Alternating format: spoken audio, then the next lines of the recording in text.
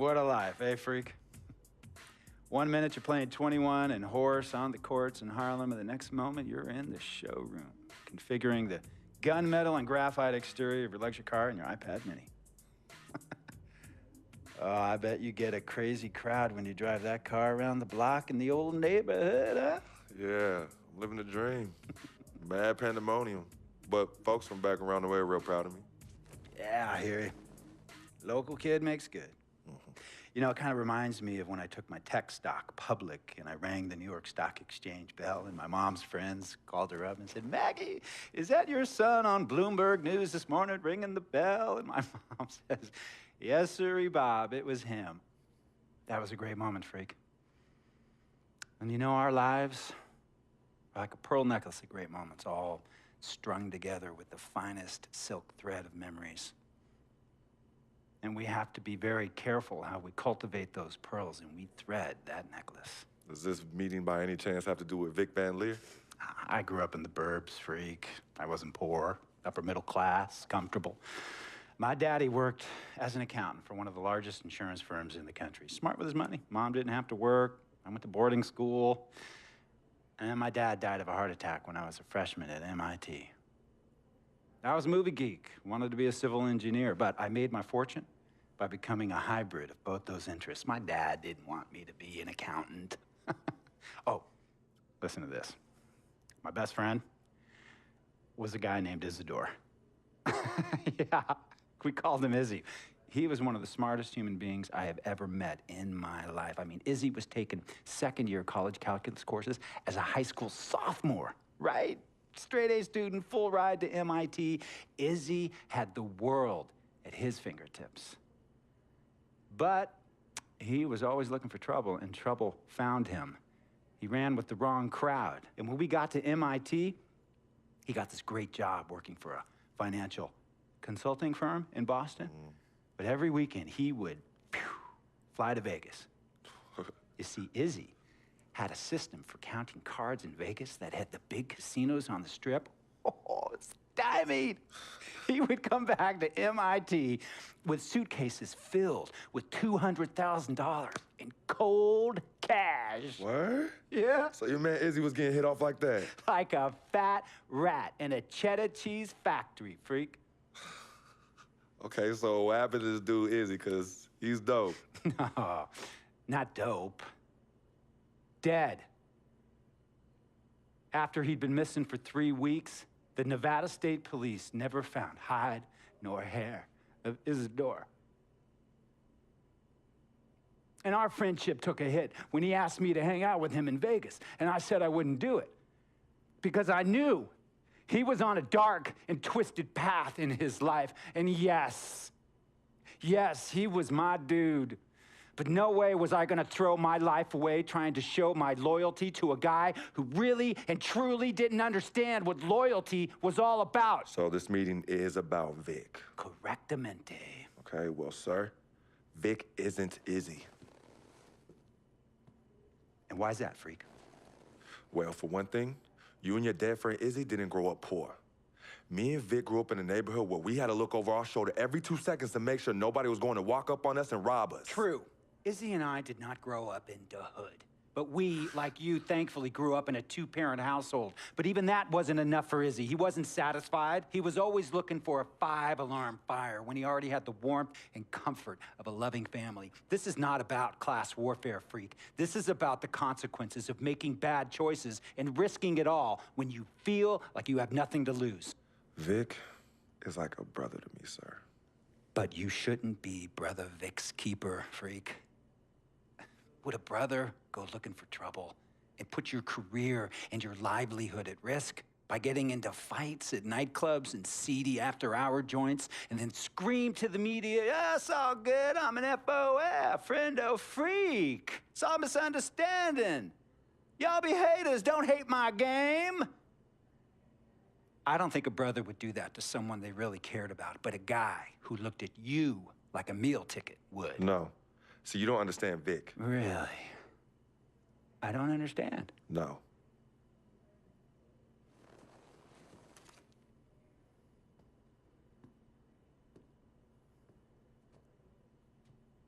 Look, man, it was a misunderstanding with the guy in the next VIP booth. His honey started flirting with me, so naturally I started flirting back. Next thing I know, Captain Cornball's off my grill piece beefing. Next thing he know, he got a 2-piece and a biscuit on his left eye. Hey, I don't know who hit him. And it damn sure wasn't me. Hey, Captain Cornball's mad because I'm an FOF, friend of freak. Hey, but check this out, though. He needs to train that hottie before he leave the house, though. Yo, he's hotties ain't loyal, man. What's there to understand?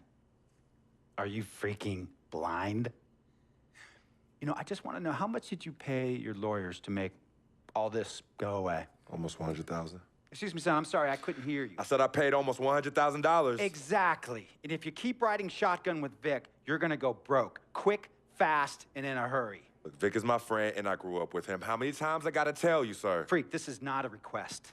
I am not asking you to do this. I am telling you to do this. And the first order of business is that Mr. Vic Van Leer is banned from traveling with you on the road. Vic is banned from the locker room. And Vic is banned from this arena. And if I catch this guy, Vic, in or anywhere near the facilities, Mr. Vic Van Leer will be arrested for trespassing. Are you serious, sir? Brother, I'm as serious as cancer. We all know that can be deadly. You know, when me and Vic were kids, playing summer tournaments at the Dome, we always imagined making it to the pros, right? And after the crowds left, just a street light was on the court, like 11:30, 12 midnight, even 1 in the morning sometimes. We used to practice player introductions, running on the court, giving dab, high-fiving the teammates.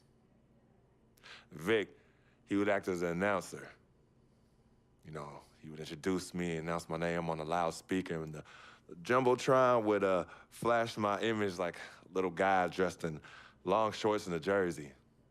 And now, fresh off his 3-game, 62-point scoring streak, the youngest player to ever do so in NBA history, Frequency Vibrations.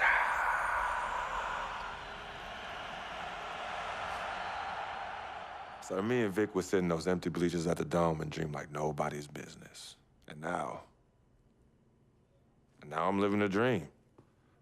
For real. And in so many ways, Vic was part of that. Please, listen to me.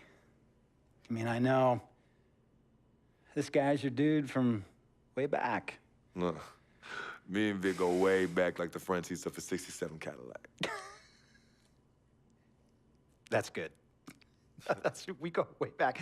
Did you say front seats? Front seats of a 67 Cadillac. We go way back like the front seats of a 67 Cadillac. Well, do you have any crickets? I'm gonna be the hit once again at Herbie Allen's Sun Valley Shindig because my fellow billionaires love it when I walk and talk that talk. So that almost sounds... No, let me tell you exactly what it sounds like.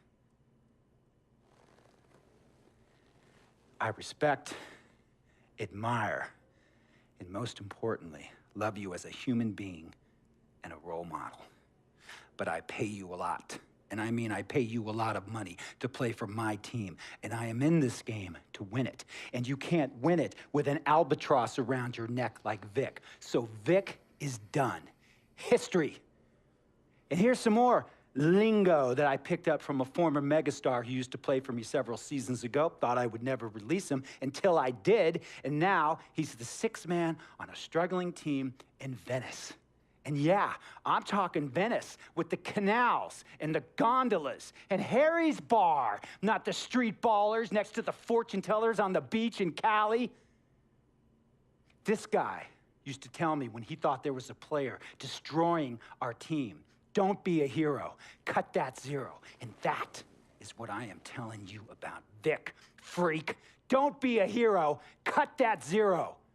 The only thing Vic brings into your life is headache and unwanted and unnecessary negative attention, and it will begin to affect your mindset. And when it affects your mindset, it's gonna affect your play. And when it affects your play, it's gonna affect my team. And when it affects my team, it's gonna affect my money. And if it affects my money, Google Translate will become your new freaking friend. I want a championship ring, freak, and I want you to help me get that ring. And banners after banners hanging from the rafters in this arena. So, freak, hear me clearly and hear me good. V, G, Vic, gotta go!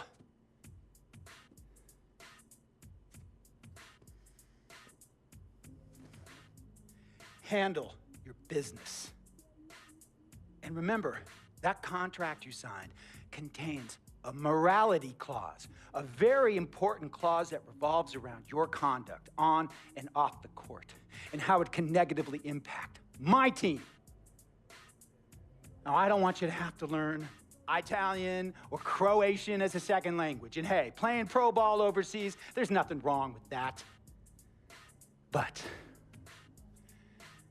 the arenas are nothing like this, nor will the money be the same. And on top of all of that, this is the US of A, the greatest freaking country in the world. Ask yourself, is Vic worth all that? Think about it. Think long, think wrong.